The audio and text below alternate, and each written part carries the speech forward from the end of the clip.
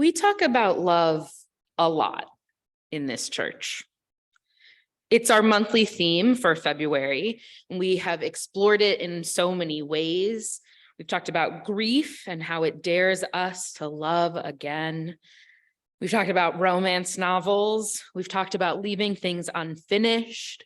And even before it was our monthly theme, we talked about love at the center of our faith through the powerful work of the Article 2 Study Commission. And even beyond these things, even beyond Sunday morning, we talk about love a lot. And I'd argue that we talk about it a lot even when that's not the word that we use per se. We talk about love when we remind each other that children are wholly welcome in our services. We talk about love when we greet each other enthusiastically.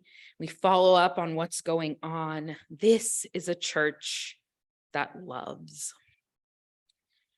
Reverend Dr. Otis Moss III is a Baptist and United Church of Christ minister, and he preaches powerful theology. I've encountered him in a few UU spaces and was recently introduced to his new book. It's called Dancing in the Darkness: Spiritual Lessons for Thriving in Turbulent Times. And in one section of this book, he talks about what love means. He says, when we say love, we often mean only emotion, romance, physicality, fleshliness.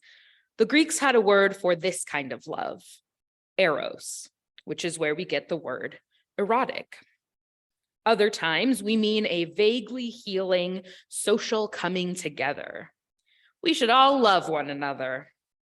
That meaning of love is related to the Greek philia, as in philosophy, love of wisdom, and Philadelphia, the city of brotherly love. The Greeks had a third word for love, agape.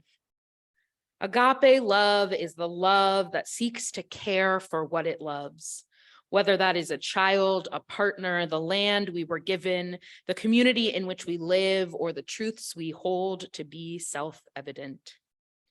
Agape love recognizes that we must become stewards, focused not only on the wrong of the moment, but on building a better future.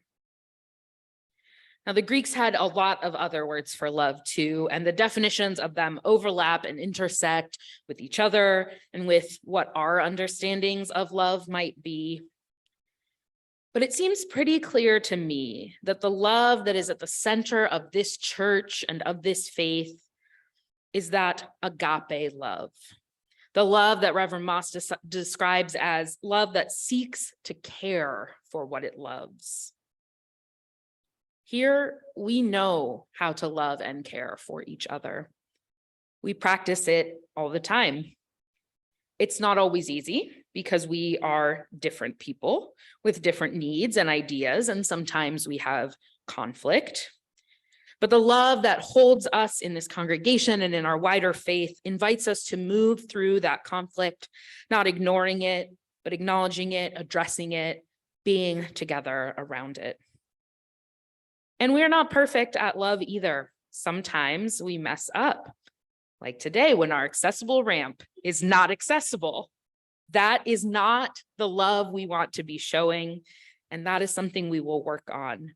We are not perfect at anything here, but we try. We try to center love in the work that we do in our time together in this church. Sometimes it can be a little harder to love outside the walls of this church, to love people we don't know, who we might not have any particular reason to trust or even reason to distrust. We've never met people or are very different, or we have nothing to base that trust on. It can be a little harder to love. So what does love look like outside the walls of this church? Well, I was inspired this morning by the words of the inimitable Dr. Cornel West, who says, justice is what love looks like in public. How do we love our neighbors? By practicing justice. How do we love our communities? By working for justice. How do we help hold love at the center of who we are and what we do? Justice. Justice is what love looks like in public. And I have witnessed our love showing up in public as justice many, many times. I've seen it in Malden Pride and in the flags and banners that we hang up outside our building, proclaiming that queer and trans folks are welcome here and that Black Lives Matter. I've seen that love showing up in public in the actions that we attend and the groups who we share this building space with, in the letters that we write to others and sign on to in solidarity with those in our community. And I know there are so many other ways our love shows up in public. I'm sure you are thinking of some right now, and you're thinking, Reverend Aisha, why didn't you say this one? Because this church shows up. That is something we do. We show up when we're asked, and we work on continuing to build deep and accountable relationships with others that can lead us to show up in the ways that they need us to, not just the ways we want to.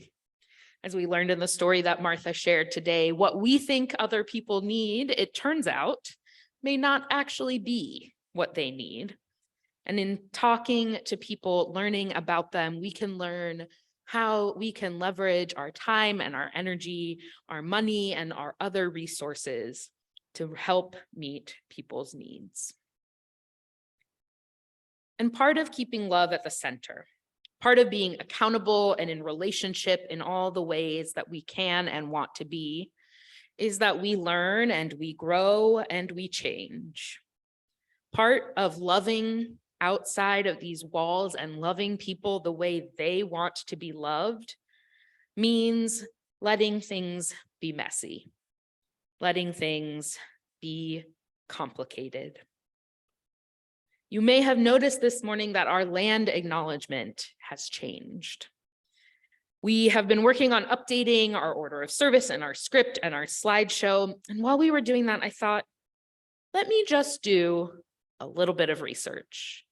Because when I moved to Malden and I looked up whose land I was on to share in the chat when we were all on Zoom, what I found was the Massachusetts.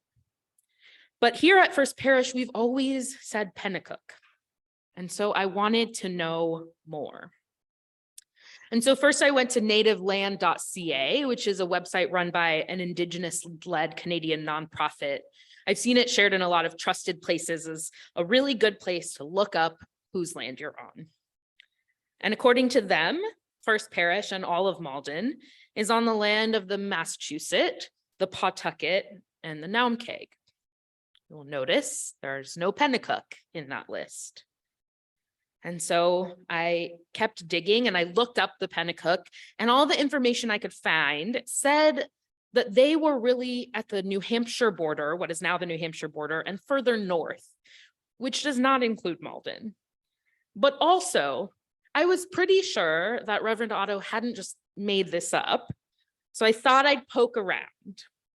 And eventually I found Malden and Pennacook connected to each other in two places, the city website and the city Wikipedia.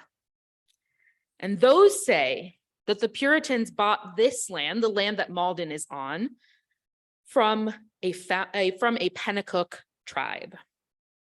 The city Wikipedia has a citation from a book, and then finding that book on Google Books and paging through it online, what I managed to piece together is that this land that we are on, our church and our city, this land was sold to the Puritans by members of the Pawtucket tribe who may have been called and or included in some way the Pennacook. So I would have gone to the website of the Pennacook, but I have learned from Reverend Otto that they don't exist as a tribe anymore. They were merged into the Abenaki. We were mostly in New York, so that was a bit of a dead end. So I poked around a little bit more, and I found on the Urban Media Arts website a land acknowledgement. It begins, Urban Media Arts sits on the land of the Pennacook tribe, now known as Malden, Massachusetts. In 1640, the Puritans purchased the land that is now Malden from the Pawtucket Pennacook tribe. So, what I have pieced together is that we are on the land of peoples who may have been known as the Pennacook or the Pawtucket or both, intersecting also with the land of the Naumkeag, who also might have been part of the Pennacook or the Pawtucket at some point, and also the land of the Massachusetts. It is complicated. It is complicated because of the ways that white settler colonialism displaced and murdered Native people. It's complicated because I'm not sure what it means to have bought land from the widow of a leader of a local tribe. It's complicated because we're not really sure of the differences in conception of land and ownership to the people who originally lived here as compared to the settlers or compared to us today. It's complicated because we don't completely understand the distinctions between different groups and tribes and affiliations and subsets. And we don't understand it because the people from whom we learned history really didn't understand it. And we're not committed in any way to sharing that information in useful ways for us today. So it's complicated. It's complicated to know whose land this was and what that even means and who those people are. But loving beyond our walls, bringing our love into public and turning it into justice, it means sitting with the complications. It means sitting with discomfort. It means seeking out information and changing the ways we think and talk about things as we learn. Agape love means caring for those we love, and that care looks different at different times. It grows and shifts and changes as we learn more about the people and places we are loving. So this is our land acknowledgement for now. It might change next week or next month or next year. We may remove names of people and add them back. We may need to revisit all of this history.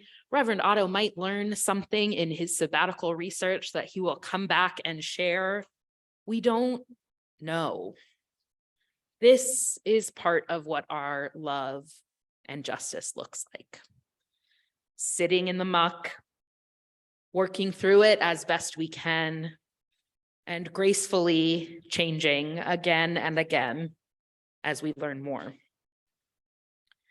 So let us continue to love deeply and fully beyond the more comfortable boundaries of our chosen community and into the wider communities around us. Let us show up with love that is a love for justice, with love that is full of care. And as we heard in our earlier reading, in whatever ways practices of love are discouraged by forces of dominance, in ways that threaten their stability and make possible collective flourishing, love those ways most. May we continue to live into loving boldly and justly, threatening the status quo and continuing to move towards justice. May it be so.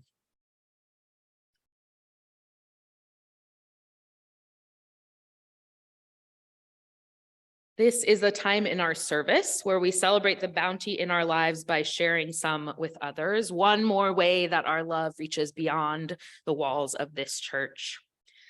Today, this offering will be shared with Malden Overcoming Addiction, a local organization whose mission is to connect the community with addiction support and recovery services, remove the stigma of addiction, and fight to eliminate overdose fatalities in Malden and the surrounding communities. Malden Overcoming Addiction offers a wide range of resources for those in active addiction and recovery and their family members, and they welcome anyone who wants to join them in this work. If you are here in the sanctuary, the ushers will come by with the baskets. If you are online, there will be a link in the chat. And if this is your first time with us, please let the baskets pass you by. Your presence today is your gift to us.